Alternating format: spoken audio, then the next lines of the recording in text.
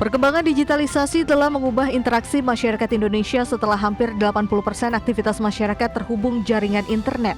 Teknologi digital saat ini pun telah memberikan pelayanan yang mudah diakses, cepat dan aman dalam bertransaksi khususnya di layanan industri keuangan.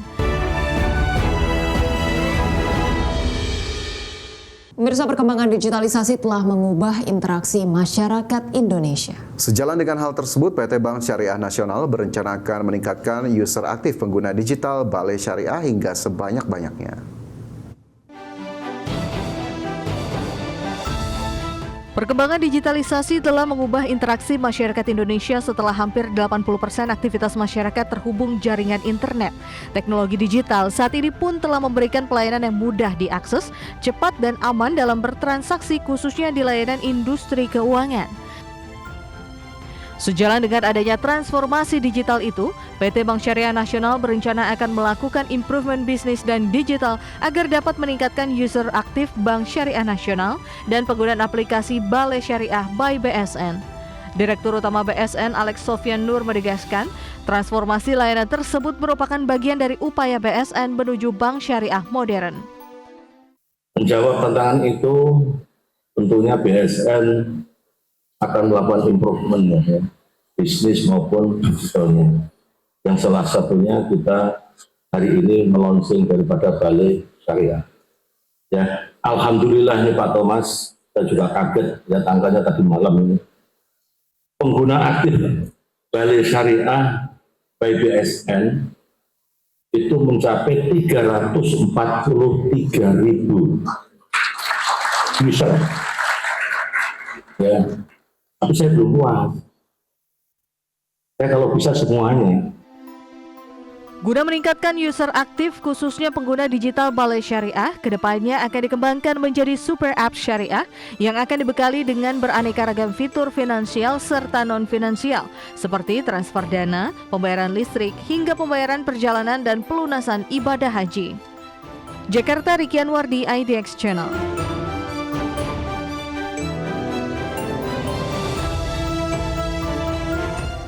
Pertemuan khusus Presiden Prabowo Subianto dan Perdana Menteri Australia Anthony Albanese semakin memperkuat hubungan ekonomi, perdagangan, dan investasi bilateral Indonesia-Australia.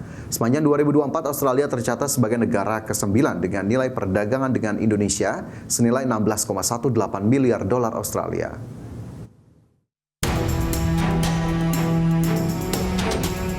Hubungan bilateral Indonesia dan Australia sangat strategis. Keterkaitan kemitraan strategis kedua negara terbalut dalam kerjasama perdagangan dan investasi yang cukup kuat.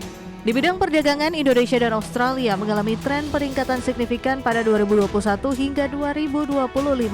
Tercatat nilai ekspor Indonesia ke Australia mengalami peningkatan signifikan dalam 5 tahun terakhir, yakni mencapai lonjakan hingga 100%.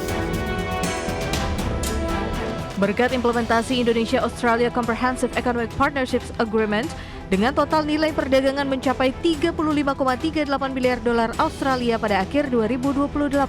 Nilai perdagangan ini tercatat melonjak hampir 3 kali lipat dibandingkan tahun 2020.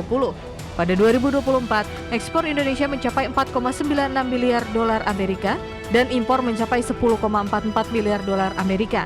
Investasi Australia di Indonesia sepanjang 2024 tercatat tumbuh 37%, mencapai 11,09 triliun rupiah. Implementasi Kemitraan Ekonomi Komprehensif Indonesia-Australia dalam EACPA yang mulai diterapkan sejak 2020 terbukti bisa mendorong pertumbuhan perdagangan, investasi, dan pencapaian target ekonomi nasional. Di sisi lain, kemitraan strategis Indonesia-Australia bisa menjadi hub distribusi produk ekspor Indonesia ke kawasan Pasifik, di mana kedekatan geografis lokasi Indonesia yang lebih dekat dibanding negara pesaing bisa menurunkan biaya logistik. Terlebih lagi, posisi strategis Indonesia cukup penting dalam kerjasama geoekonomi kawasan. Jakarta, Tim Liputan IDX Channel. Negosiasi pengakhiran perang Rusia dan Ukraina yang dimediasi Amerika Serikat menyepakati penyerahan 157 tahanan dari Rusia dan Ukraina. Ya, namun demikian belum ada pembicaraan signifikan untuk pengakhiran perang Rusia-Ukraina yang telah menewaskan ratusan orang ini. Ukraina dan Rusia sepakat untuk menukar hingga 314 tahanan sebagai langkah diplomatik terbaru dalam negosiasi yang dimediasi oleh Amerika Serikat di Abu Dhabi. Meski demikian, belum ada pembicaraan signifikan untuk pengakhiran perang Rusia-Ukraina yang telah menewaskan ratusan orang ini. Utusan khusus Presiden Amerika Serikat Steve Witkoff yang menjadi mediator dalam perundingan ini menekankan masih banyak pekerjaan rumah yang harus dikerjakan untuk menuju kesepakatan yang lebih luas. Adapun pertukaran tahanan kali ini menjadi pertukaran pertama dalam 5 bulan terakhir, di mana Rusia dan Ukraina masing-masing akan menyerahkan 157 tahanan. Pembicaraan ini berlangsung di tengah kondisi suhu dingin yang berat di Kyiv, di mana sebagian besar wilayah ibu kota Ukraina itu masih mengalami pemadaman pemanas akibat serangan Rusia yang melumpuhkan pasokan energi ke ratusan blok apartemen. Presiden Ukraina Volodymyr Zelensky pekan ini menyebut negosiasi ini sebagai ujian komitmen Rusia terhadap proses tersebut setelah pasukan Rusia melancarkan serangan rudal dan drone terbesar ke Kyiv tahun ini yang membuat Kyiv menjadi gelap gulita. Pemimpin Ukraina itu mengatakan pertukaran tahanan lebih lanjut akan dibahas dan menambahkan bahwa pembicaraan tambahan diharapkan akan berlangsung dalam waktu dekat. Berbagai sumber IDX Channel. Pemirsa, pemerintah Korea Selatan resmi menerbitkan obligasi stabilisasi valuta asing senilai 3 miliar dolar Amerika Serikat. Hal ini merupakan penerbitan tunggal terbesar sejak tahun 2009 yang ditujukan untuk memperkuat cadangan devisa dan menjaga stabilitas nilai tukar won di tengah ketidakpastian pasar global. Pemerintah Korea Selatan resmi menerbitkan obligasi stabilisasi valuta asing senilai 3 miliar dolar Amerika Serikat. Kementerian Keuangan Korea Selatan melaporkan penerbitan obligasi falas jumbo tersebut terdiri dari 2 seri utama, yakni 1 miliar dolar Amerika Serikat untuk tenor 3 tahun, serta 2 miliar dolar Amerika Serikat untuk tenor 5 tahun. Menariknya, tenor 5 tahun ini mencatatkan selisih imbal hasil atau spread terendah sepanjang sejarah dibandingkan obligasi pemerintah Amerika Serikat, yakni hanya sebesar 12 basis poin. Langkah agresif ini diambil sebagai jaring pengaman preventif untuk menghadapi fluktuasi ekonomi eksternal yang kian meningkat. Keputusan penerbitan obligasi ini dilakukan setelah cadangan devisa Korea Selatan tercatat terus menyusut dalam 2 bulan terakhir.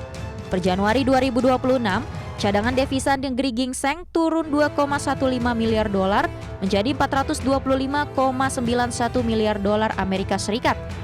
Penurunan ini merupakan dampak dari upaya intervensi kebijakan pemerintah untuk menahan tekanan depresiasi terhadap mata uang won terhadap dolar Amerika. Dengan tambahan likuiditas dari hasil penerbitan obligasi ini, Seoul berharap dapat menambah bantalan cadangan devisa yang lebih kuat, di mana stabilitas nilai tukar won menjadi prioritas utama guna menjaga daya saing industri dan menekan inflasi impor. Adapun para analis menilai keberhasilan penerbitan dengan spread rendah ini menunjukkan tingginya kepercayaan investor global terhadap fundamental ekonomi Korea Selatan meskipun di tengah volatilitas pasar keuangan dunia. Berbagi sumber IDX Channel.